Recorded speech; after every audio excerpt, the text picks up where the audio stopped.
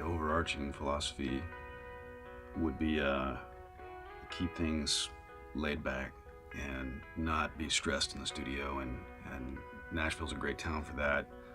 Everybody, even like I said, we have deadlines, and we have things are due, and we got to get it done, and we have union schedules, and players have to get to their next session and things like that. But somehow everybody just usually keeps it pretty chill, and that, I think, is helpful for making the artist comfortable. And I mean, that's one of the first bits of advice an engineer ever gave me when I was assisting was, your job is to make the artist comfortable.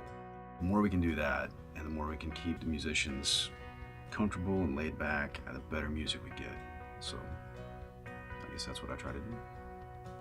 I do kind of everything, really, whatever the client needs. I do a lot of, lately I've been doing a lot of mixing, which I love, absolutely love. I've do a whole lot of editing. I do some overdubs. I play guitar, and I'll have other people come in, usually, especially with the wealth of talent around here. And it's really easy with these two little rooms to pretty much do 90% of a record, and then with the other 10% being it's one of the great tracking rooms somewhere around Nashville. Kind of like everybody, I was in bands. I played guitar for bands where I grew up in Texas, and eventually came time to make a demo of some sort.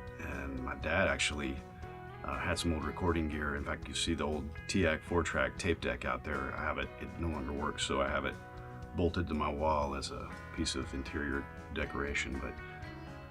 And we would do that. We would record a few tracks at a time and bounce it all to one track. And then we got a second one of those. It was really, really cool, because then we could take 4 tracks at a time, bounce it to 2 tracks, keep everything in stereo, and then have 2 more tracks, and just kind of spiral from there. Make a great headphone mix, whether you're tracking or whatever you're doing. Take the time before the artist gets there and make it sound great in their headphones, because we all know how that feels when you put the headphones on and you're like, hey, this sounds good, and I sound good, and that makes the difference. That makes you sing better. That makes the performance better. When I'm mixing specifically, I try to get into automation very, very quickly. The guy I learned from, Ed C, said, make it sound as good as you can, as fast as you can. And that way you don't start second guessing yourself. And he was probably said that in reference to tracking, especially, because that keeps everybody happy. But I think that I use that same philosophy in mixing.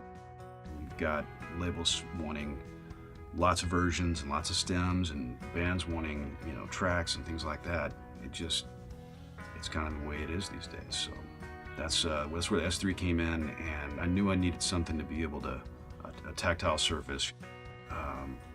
Clip gain came out. What was that? Was that 10?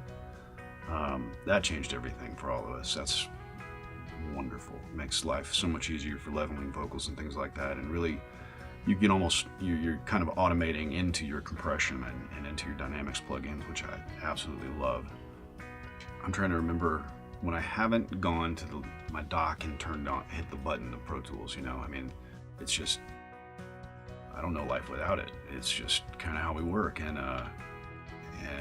it's very much the standard. And I've learned a few other programs, but and they all kind of have their unique thing that they do really well, but Pro Tools is just kind of the standard around here. And I'm glad that people early on said, hey, this is going to be the deal, let's learn it. And it has. Yeah, I think it's just kind of the way it is. I mean, how would we do it without it?